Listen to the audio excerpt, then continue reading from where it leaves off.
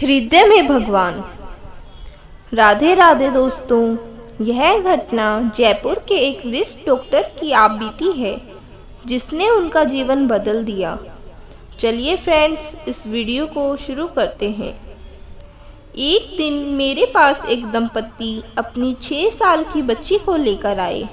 निरीक्षण के बाद पता चला कि उसके हृदय में रक्त संचार बहुत कम हो चुका है। मैंने अपने साथी डॉक्टर से विचार करने के बाद उस दंपत्ति से कहा, 30% संभावना है बचने की।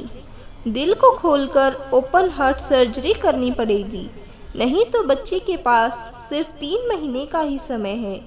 माता पिता भावुक होकर बोले, डॉक्टर साहब, इकलौती बिटिया है, ऑपरेशन के अलावा और कोई चारा नहीं है क्या? मैंने अन्य कोई विकल्प के लिए मना कर दिया। दंपत्ति ने कहा, आप ऑपरेशन की तैयारी कीजिए। सर्जरी के 5 दिन पहले बच्ची को भर्ती कर लिया गया। बच्ची मुझसे बहुत घुल मिल चुकी थी, बहुत प्यारी बातें करती थी।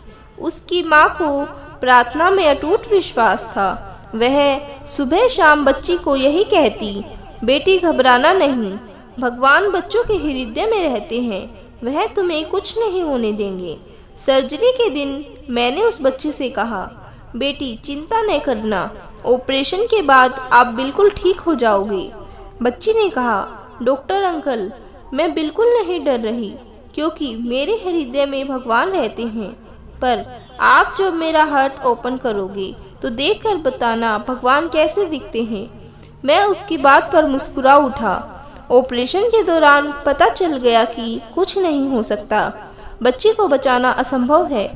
दिल में खून का एक कतरा भी नहीं आ रहा। निराश होकर मैंने अपने साथी डॉक्टर से वापस दिल को स्टिच करने का आदेश दिया। तभी मुझे बच्ची की आखिरी बात याद आई और मैं अपने रक्त भरे हाथों को जोड़कर प्रार्थना करने लगा, हे ईश्वर, मेरा सारा अनुभव तो इस बच्ची को बचाने में असमर्थ है, पर यदि आप इसके हृदय में विराजमान हैं तो आप ही कुछ कीजिए। मेरी आंखों से आंसू टपक पड़े। यह मेरी पहली अश्रु प्रार्थना थी। इसी बीच जूनियर डॉक्टर ने मुझे कोहनी मारी। मैं चमत्कार में विश्वास नहीं करता था, पर मैं हैरान हो गया यह देखकर कि दिल में रक्त संचार दोबारा शुरू हो गया। मेरे 60 साल के जीवन काल में ऐसा पहली बार हुआ था। ऑपरेशन सफल हो गया, पर मेरा जीवन बदल गया।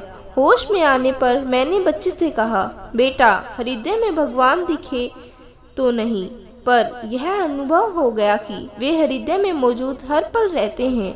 इस घटना के बाद मैंने अपने ऑपरेशन थिएटर में प्रार्थना का नियम निभाना शुरू किया। मैं यह अनुरोध करता हूँ कि सभी को अपने बच्चों में प्रार्थना का संस्कार डालना ही चाहिए।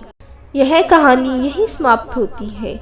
ऐसी ही कहानी सुनने के लिए हमारे चैनल एजी स्टोरीज से जुड़े रहें और हमारे चैनल को सब्सक्राइब करना ना भूलें। Thank you for watching.